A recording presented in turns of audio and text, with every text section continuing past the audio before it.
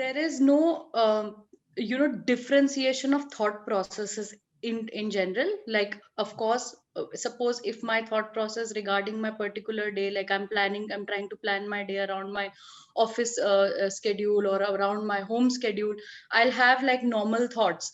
But what happens in bipolar disorder is sometimes these thoughts get aggravated, or they reach those dimensions which are practically not achievable. So for example, just an example, suppose I'm trying to lose weight. So okay, so I would have a very normalized thought of managing a diet plan and doing exercise in a balanced way, which I know my body can allow me. But if, let's suppose, I have this mental health condition, I might not be practically able to understand how much should I be dieting, how much should I be working out. So my thoughts, my normal thoughts, get so exaggerated, so accelerated in my mind, that I don't realize how I'm dealing with my situations, and how it is affecting my body or people around me in an abnormal way. So and some so see, in bipolar also, especially in the manic phase, there are a lot of phases, there are a lot of symptoms. So some people tend to show very grandiose ideas also, which also means which is also called in technical terms accompanied with delusion of grandiosity. So a person might feel that I can do 10 or 15-kilometer running every day. I can break the record. I can do this, I can do that. So there can be so many things which are practically not achievable. It's just the exaggeration of your normal thought processes which become a problem. And even when people try to stop you, or people are trying to tell you, this is not correct, I might just take it a little offensively, or I might be very highly sensitive to what people are trying to say to me, which I probably would not be if I am not undergoing any sort of elevations like that.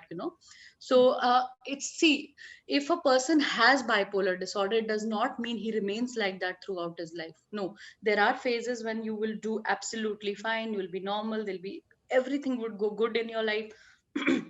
And then there are phases which are accompanied with these two strands of depression and mania. So that's why I said it is important for everyone to be mindful. There is something called mindfulness. Mindfulness is a very simple concept. It means to live in the mini present and to be self aware. That's all.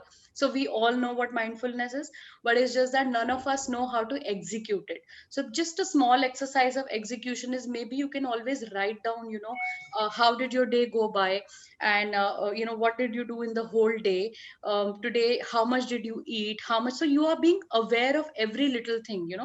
It might sound a little chaotic to you, or it might sound, oh my god, do I even have to write down how much am I eating now? So it's not about writing down just for the sake of it. It's understanding your own self. When you're able to understand your own self, you'll be able to mark changes in your moods as well. You'll be able to see that, okay, all this while, let's say in the month of August, I was doing fairly well.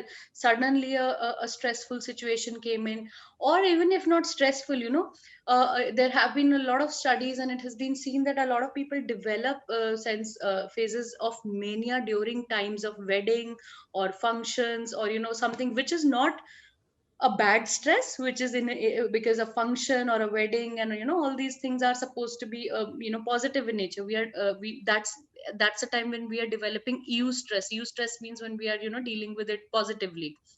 Like, it's not a bad stress. Bad stress would be when I'm trying to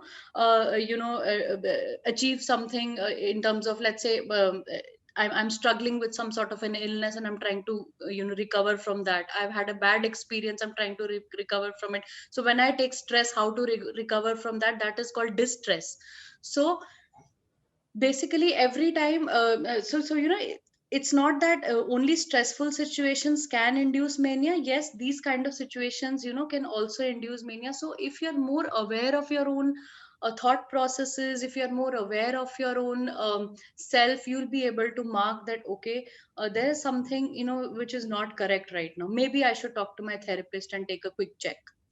So now most important is why you should talk to a therapist rather than only a friend or your family members.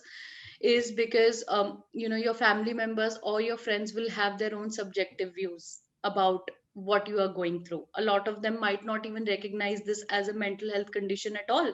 They might just say, oh, you are overthinking, oh, you are like this, oh, you're like that. So it might perplex you even further, that okay, what I'm going through, is it even normal or no? But my friend said that I'm overreacting. So it kind of leaves you in the self doubt again. If you are in self doubt, if you are low on your self esteem, again, you get very, very baffled.